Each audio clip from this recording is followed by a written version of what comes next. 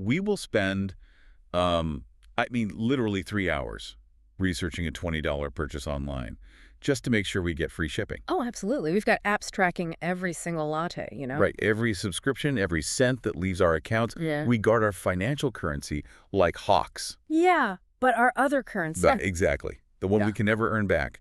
Our time, we don't track it, we barely audit it, and we are, frankly, remarkably blind to how much of it we are actively bleeding out every single day. Especially when it comes to, like, the ultimate time drain, which is unmanaged mental health. Yes. People rigorously defend their schedules to avoid a 50-minute therapy appointment, completely ignoring the 10 hours they just lost that week to, anxiety, dread, and exhaustion. And that profound blind spot is exactly what we are tearing into today. Welcome to the deep dive. Glad to be here. Our mission for this conversation is to, well, mathematically destroy the favorite excuse of the modern era. You know the one? I don't have time for therapy. That's the one. Yeah. So we are pulling from a really fascinating set of operational documents and a super punchy thought piece published by Coping and Healing Counseling. Right, or CHC. Yeah, CHC. They're a telehealth therapy practice based out of Georgia. And reading through their materials, it's clear they aren't just trying to attract patients. No, not at all. They are presenting a full manifesto on how modern mental health care can systematically dismantle, like, every single barrier we use to avoid getting help. It's a very compelling set of sources, really, because they don't just dismiss the excuses we make, they deconstruct them. Yeah. When you examine the operational model they've built alongside their written philosophy, you see this blueprint for treating mental health care not as a luxury or, an added chore. Right, but as a mechanism to actually reclaim your life. Exactly. We're talking about the real-world return on investment of therapy, looking at time, accessibility, cost, and the actual scope of what gets treated. Because when you lay it all out, the idea that we don't have time to fix the very engine that runs our lives, our own brain, starts to look completely absurd. It really does. So let's start with their thought piece. It hits you right between the eyes. They write, and I'm paraphrasing a bit here, but essentially, you think you don't have time, but you actually have 50 minutes once a week, or maybe once every 2 weeks. It forces a hard pivot in how we categorize therapy. Usually, we view therapy as a calendar addition. Like another chore on the list. Right. It's another block of time, another meeting in a schedule that's already, buckling under its own weight. Well, for sure. But the text asks us to look at the invisible, unmanaged time sucks that are already on that same calendar. They specifically point out the hours lost to overthinking, the physical exhaustion of dread, the sleepless nights. And the time spent snapping at the people you love. Yes, exactly. So it's almost like, and tell me this makes sense, like a bad loan. Oh, I like that. How do you mean? I'm trying to picture how this actually works in practice. If unmanaged stress or trauma is the bad loan, then that daily dread, that overthinking, those are the interest payments. Right. Oh, that's a brilliant way to frame it. Like you're sitting at your desk staring at an email for 40 minutes because your anxiety is paralyzing you. That's an interest payment. Yeah. You're lying awake at 2 a.m. playing out catastrophic scenarios.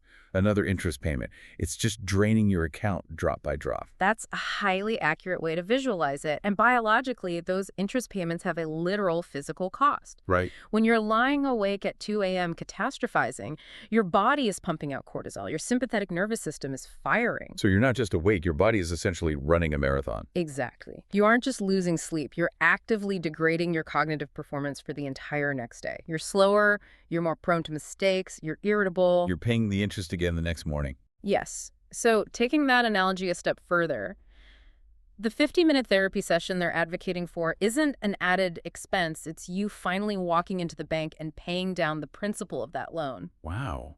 Okay, I love that. Yes, it requires a lump sum of your time in that moment, 50 minutes, but it drastically reduces the daily, exhausting interest payments moving forward. The text actually distills this into a really powerful thesis. They say, therapy doesn't take time from your life. It gives some of it back. That's the ROI right there. You spend the 50 minutes, and you buy back the entire Sunday afternoon you would have otherwise lost to a depressive fog. And we also have to factor in the relational time loss they mentioned, which is something we rarely quantify. Right, the snapping at loved ones part. Exactly. When emotional regulation suffers due to unmanaged mental health, conflict spikes.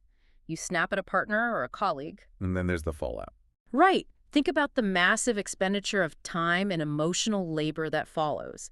The apologies, the repair of the relationship, navigating the ensuing argument, just, sitting with the guilt. All of that is preventable time loss if the root cause is addressed. 100%. Okay, so the I don't have time argument is largely a psychological illusion.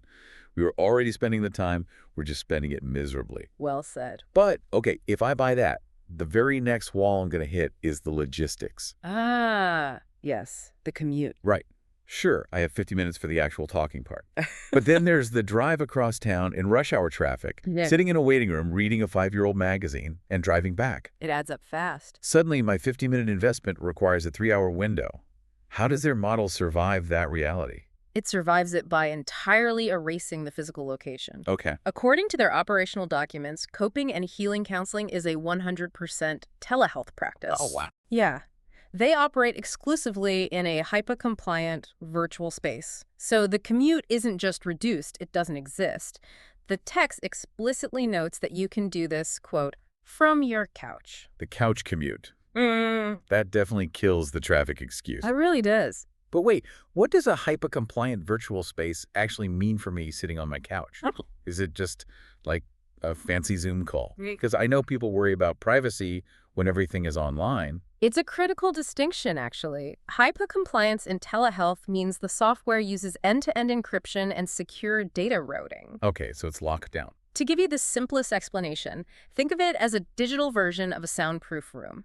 In a standard video call, data might be stored or accessible on a server somewhere. Which is terrifying for therapy. Exactly. But in a HIPAA-compliant environment, the platform is legally and technically engineered so that nobody, not the software provider, not a server host, can intercept or store the contents of your session. So it replicates the locked door of a physical clinic. That makes total sense. But let's look at the actual footprint of this digital clinic. The documents note that they serve all 159 counties in Georgia. Yes. Now, obviously, being online makes that physically possible, but why is that specific detail so important to their overall mission? Because it addresses a profound systemic failure in how mental health care is distributed. The geographic lottery, essentially. Exactly. Georgia, like a vast majority of the country, suffers from a severe rural-urban divide in medical infrastructure. Right. Atlanta has plenty of options, but out in the country, In a major city, you might have 50 licensed therapists within a 5-mile radius.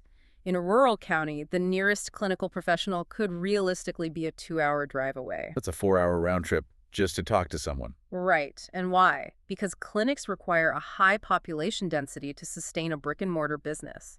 By operating statewide via telehealth, this practice is rendering geographic isolation completely irrelevant. Bravo.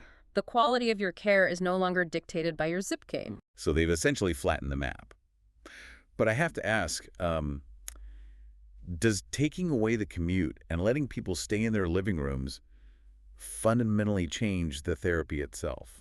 It's a great question. Because on one hand, yes, it's frictionless. But doesn't going to a clinic force you into a certain headspace? If I'm just opening a new tab on my laptop right after a stressful work call, am I actually doing therapy, or am I just squeezing it in without transitioning my mindset? That is the double-edged sword of convenience, and it does require intention from the patient to create a mental boundary. However, clinically speaking, the couch commute actually offers a massive psychological advantage. Really? Yes, it taps into something tied to our sympathetic nervous system. Okay, walk me through that. How does the nervous system care if I'm on a couch or in a clinic? Think about the traditional therapy model. You fight traffic, you're stressed about finding parking, you're rushing into a waiting room, your body is flooded with adrenaline. Right, you're already agitated. You sit down on the therapist's couch, and it takes 15 or 20 minutes just for your physiological state to return to baseline so you can actually do deep emotional work. You're wasting half the session just calming down from the drive. Precisely. But when you are in your own home, wrapped in your own blanket, maybe with your dog asleep at your feet, you are already at baseline. Oh, that makes so much sense. The environment cues your brain that you are physically safe. This can drastically accelerate emotional vulnerability. Wow. There is also the concept of state-dependent memory. We often process and retrieve emotions better in the environments where we actually experience them. So dealing with marriage issues while sitting in the living room where those issues actually occur. Exactly. It can sometimes yield faster breakthroughs than discussing them in a sterile, unfamiliar office. I hadn't thought about the biology of it. So the convenience isn't just a perk, it's practically a clinical tool. It really is. We've got the time, we've got the secure digital room, and we don't have to drive. But, none of this matters, absolutely none of it, if the financial barrier is still standing. That's the big one. Right. The geography excuse is gone. But if a therapist beams into my living room and charges me $300 out of pocket, the door is still slammed shut for most people. What's the economic reality of this practice? This is where their model aggressively challenges the industry standard. Their documents outline their accepted insurances, and the most striking detail is their Medicaid option, which carries a $0 copay. Wait, a $0 copay? Yes, zero. That sounds way too good to be true. Usually when mental health care is completely free, you're getting, 15 minutes a month with a severely overworked intern? What's the catch here? That skepticism is entirely warranted because historically, mental health care in America has been positioned as a luxury good. Right, it's often out of network and paid out of pocket. Exactly. But the catch here isn't a drop in quality, it's a shield in the business model.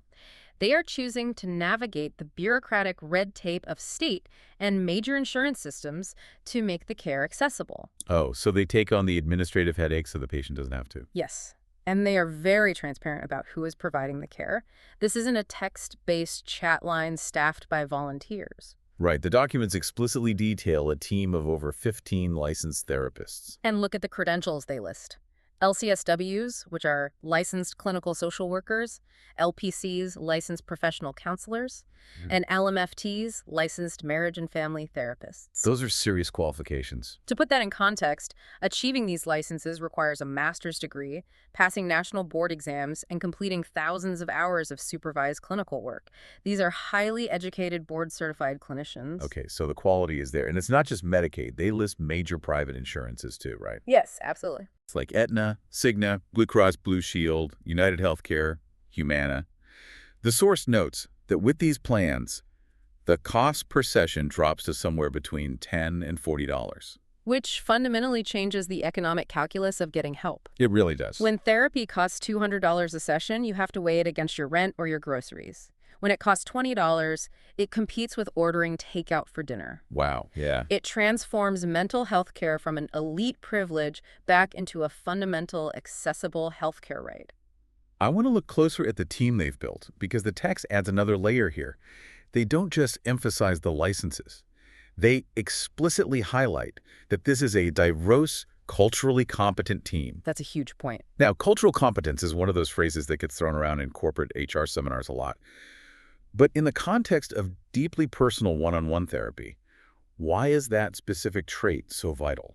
Because cultural competence is the ultimate friction remover in therapy. It goes right back to our earlier discussion about saving time. So? Imagine stepping into a therapy session to process a complex family dynamic.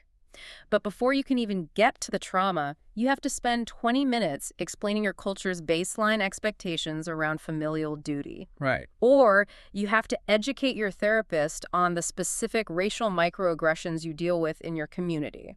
So you're basically paying to be their teacher. Yes. You're burning your own 50 minutes trying to get the therapist up to speed on your lived reality before you can even be a patient. Exactly. And that is exhausting. When a patient feels fundamentally understood by their therapist regarding their race, their background, or their cultural nuances, they bypass that exhaustion. That makes total sense. They don't have to translate their existence.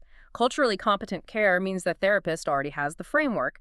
You log on and you immediately begin the work of healing. It's all about stripping away the friction. Completely. So if we look at the scorecard so far, they've dismantled the illusion of not having time.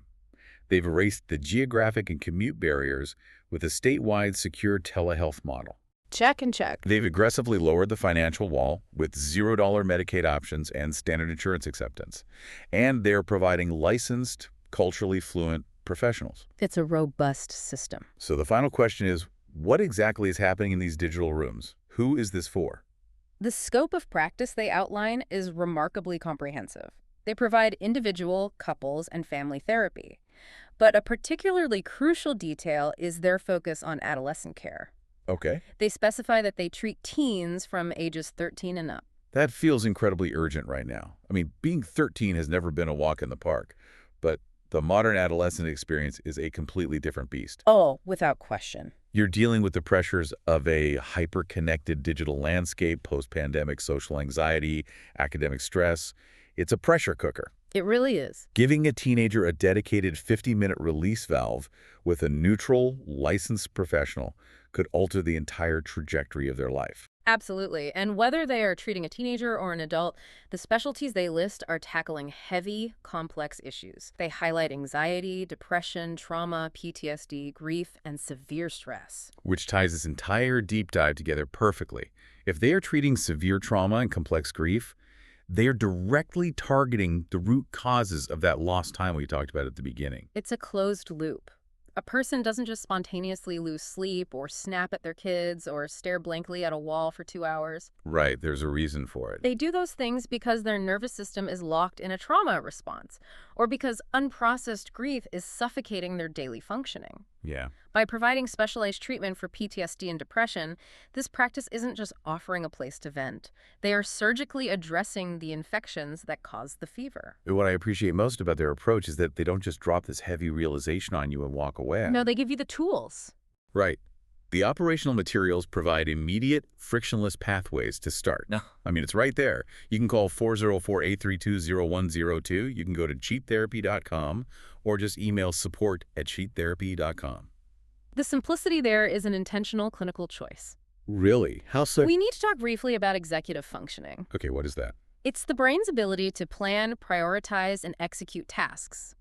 When someone is suffering from severe depression or acute anxiety, the prefrontal cortex, the part of the brain responsible for executive functioning, is physically impaired. So the very organ you need to navigate a complicated healthcare system is the one that's currently offline. Exactly. If finding a therapist requires making a dozen phone calls to see who is accepting new patients, figuring out out-of-network reimbursement forms, and organizing a commute, A person with compromised executive functioning simply will not do it. the cognitive load is too high. By making the contact methods immediate and the pricing completely transparent upfront, coping and healing counseling lowers the cognitive barrier to entry to the absolute floor. They've effectively taken away our ability to say, I can't. They really have.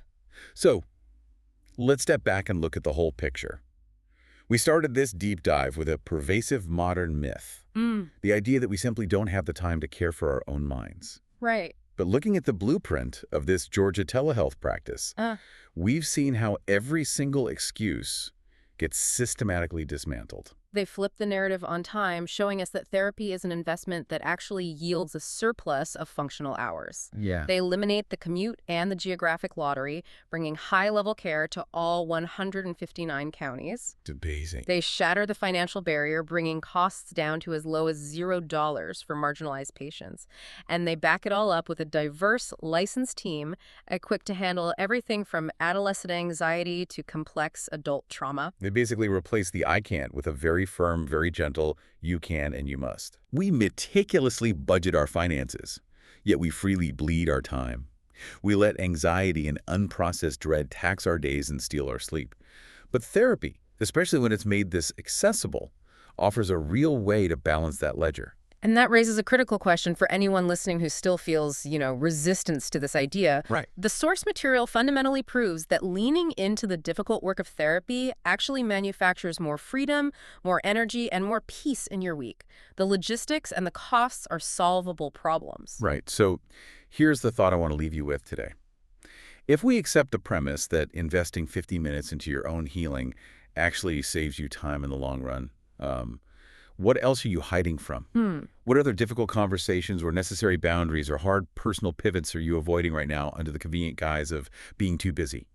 Because the moment you stop using time as your favorite excuse is the exact moment you finally start owning it.